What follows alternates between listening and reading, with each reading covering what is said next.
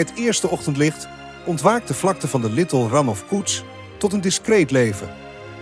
Vogels verlaten de struiken en vliegen naar de waterplassen, fragiele silhouetten in een landschap dat nog in nevelen gehuld is.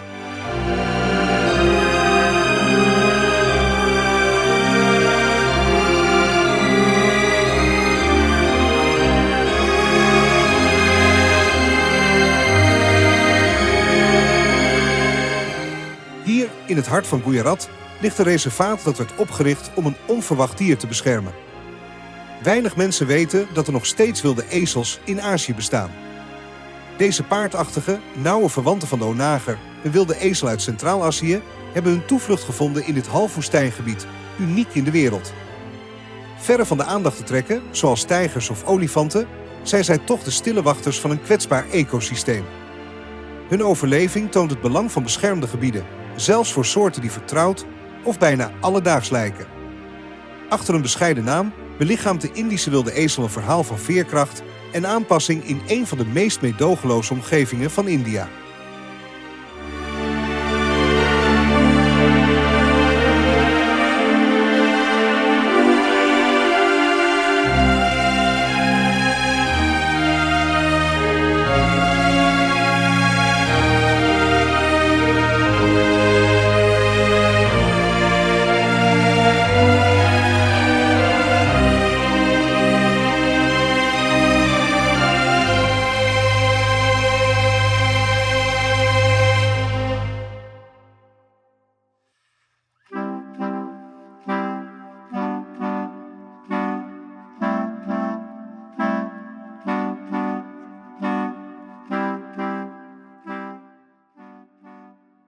De Little Run of Cooch staat vooral bekend om zijn wilde ezels, het symbool van het reservaat en zorgvuldig beschermd.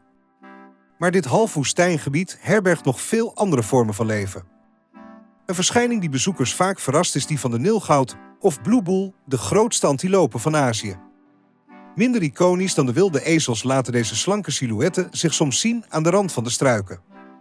Hun bijna onverwachte aanwezigheid herinnert eraan dat de rijkdom van het reservaat niet in één enkele soort ligt, maar in de diversiteit van zijn fauna.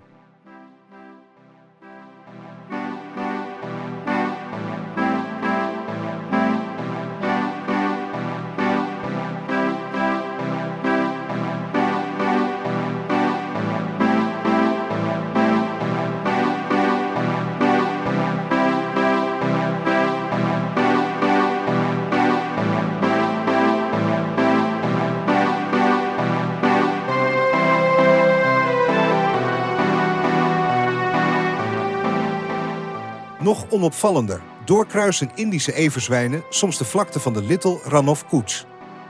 Hun gedrongen gestalte en felle bewegingen contrasteren met de kwetsbaarheid van de vogels en de elegantie van de antilopen.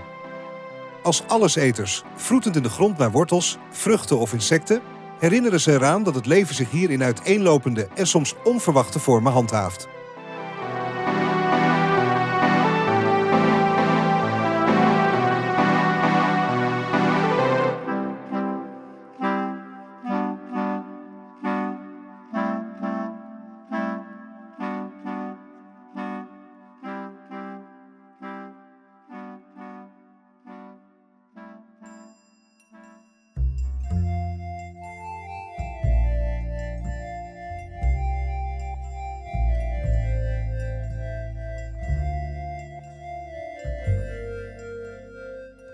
De Little Run of Cooch is ook het domein van vogels.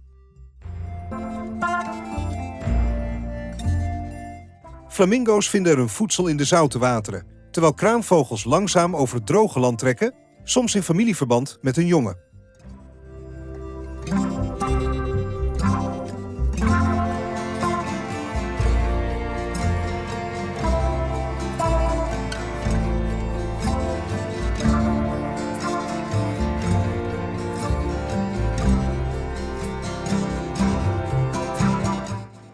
Op de dorre struiken houden roofvogels langdurig de wacht, maar af en toe laaien er ruzies op, wat herinnert dat het leven in het reservaat altijd in beweging is.